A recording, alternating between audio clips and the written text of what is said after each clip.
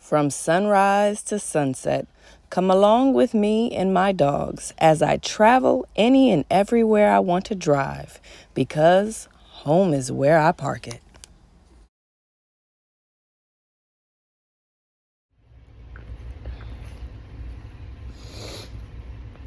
I look a hot mess and I don't care. I realized a moment ago that I'm not struggling with depression by far, because I'm not sad. I'm not sad. This is something completely different. Like, I have no motivation and determination and energy to do anything. I don't want to do anything. Just lay around and do nothing. Like, sometimes looking at the TV just seems like it's just too much. Like, I'm interested in doing nothing, and what I'm going through, it mirrors depression. It really mirrors depression so badly that if you didn't know better, you would think it's depression. But it's grief. It's grief. I'm finally in a mourning period. I'm finally mourning. That's what it is. Like, I haven't had to really grieve anything since my dad died. That was the last grief that really hit me. Like, and technically you don't just grieve when people die or animals die. You could grieve the end of a relationship. Like, yeah, I had two dogs die on me this year. Like, starting at the very beginning. I think it was January 8th? Yeah. January 8th and April 19th. But I'm also going through a divorce. And even though I'm happy about the divorce, I'm still grieving the fact that things are never going to be the same.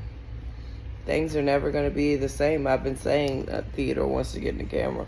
I've been saying for that, get out of my way, for the longest that I didn't want to be with my husband or whatever. Like, I definitely, this is for the better. But that's what I've been saying for the longest. That I wish I could just have my best friend back. My husband was my best friend before we got married. We got married, and all of a sudden he wanted to become possessive and cruel to me. Like, so I haven't had my best friend, and I'm never gonna have him back. I'm never gonna have him back. I'm sorry. No. I could be friends with my exes, but my first husband, I wasn't his friend. You broke my heart. You promised me that you were going to do all these things, and you didn't. You broke my heart.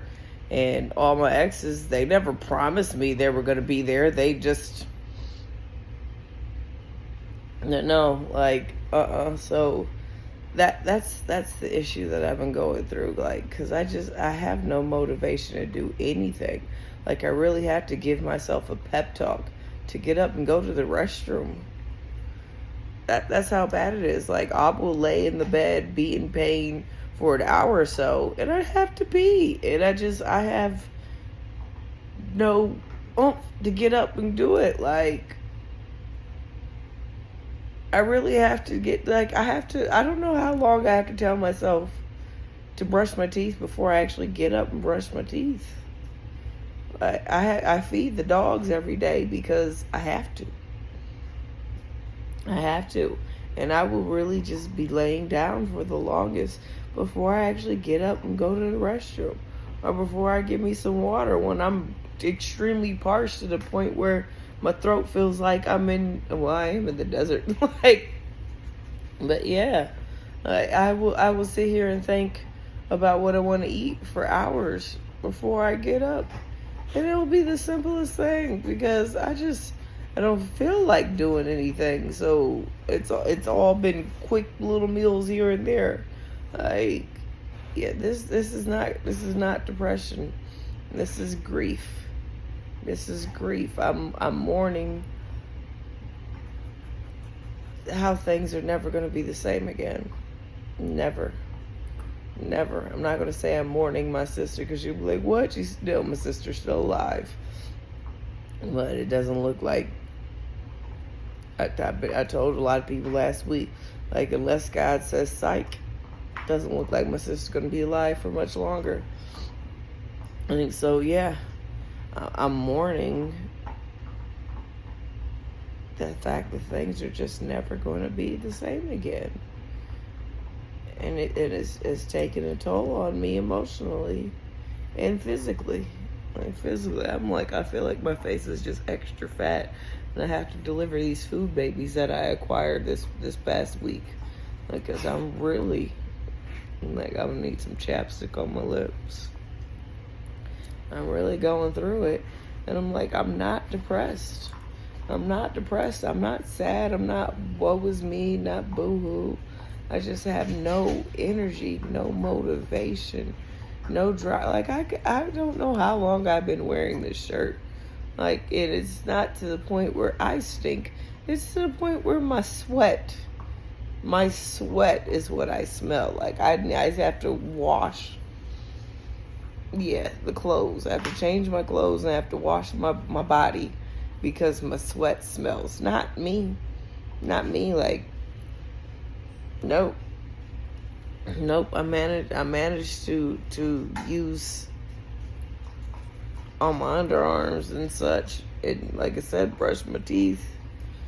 I'll have to run the brush through my hair later on today, because I do have a work meeting. Like, I'm just started working from home, and I don't even have the energy to do that. Like, I did that 2 days in a row and had a mental breakdown. And it's just, I think it's because I talked to so many people that day that knew me, and they were questioning what's going on in my life, and I had to tell so many people that things aren't going right. They're just not going right. I know I'll be okay, but I'm not okay right now. I'm like, there's a song that says, can we skip to the good part? And I just want to skip to the good part. And the fact of the matter is, I'm not okay right now. I'm not okay. I'm not okay. But I will be okay. It's just a matter of time. But today is not the day. I'm like, am I going to shower today? Am I not? I'm like, did I brush my teeth? I'm pretty sure I brushed my teeth today. But I'm going to have to brush them again. Like, I hate the fact that I have a meeting in a couple hours, because that means I have to change. I have to at least change. Yeah, I have to at least change my shirt. It doesn't make any sense to change my shirt if I'm not going to wash. But I don't. Like, they can't smell me through the camera. It just seems like so much work to stand up and to wash myself. Theodore said no, because he doesn't do it. Because everything just seems like a strenuous task. Like I said, the simplest things just seem like a strenuous task. And I know I'm not, like, no, it mirrors depression. To why I was confused about it. But I'm like, I'm not depressed, because I've dealt with depression before many times. This is not it. I'm not sad. There's no self-pity. Like, I'm not upset. No, I'm grieving the loss of the way things used to be, and that they'll never be that way again. And like, when do I get to the acceptance phase? I mean, I know a thing or two about grief, obviously. But when do I get to the acceptance phase? Because at first I was angry. I was in the shock and awe. And then I don't think I went through the denial.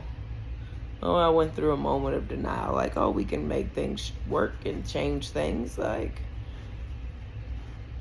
now I'm what's supposed to be the sad phase. Like, am I in the acceptance phase? I'm accepting it, and that's why I'm sad. I don't know. I don't remember the exact order they went. I don't remember. Some say it's 4 stages or 5 stages. Some say it's 7 stages. I don't remember. I just know that this is what I'm going through. You can hear it in my voice. My voice isn't even where it's supposed to be. But I'm gonna get there. I'm gonna get there. I know I'm gonna get there sooner than later, or later than sooner. But I'm gonna get there. Don't worry about me. I'll be all right. I'm as tough as nails for a reason. It took me a while to realize that, yeah, that's what's bothering me. I'm grieving because I'm not sad. I'm not sad. This is actually what I wanted. It's just I didn't think I'd feel this way about everything, but yeah, I'm not see, my brain doesn't even function properly. And that's what was bothering me the most. Like, my brain doesn't function properly anymore. And a Bishop Joey Johnson, he has a saying that when your heart's broke, your brain doesn't work properly. It's obvious. Like, because my brain hasn't functioned properly in the past couple months. Like, it just doesn't work the way it's supposed to, and it's making me feel real stupid. And I'm not. I'm a highly intelligent person, and things just aren't clicking in there. And it's because I'm grieving. I'm grieving all the things that have just been slipping away from me, and I've been watching them slip away from me. I'm finally grieving everything at once. So yeah, that's my issue.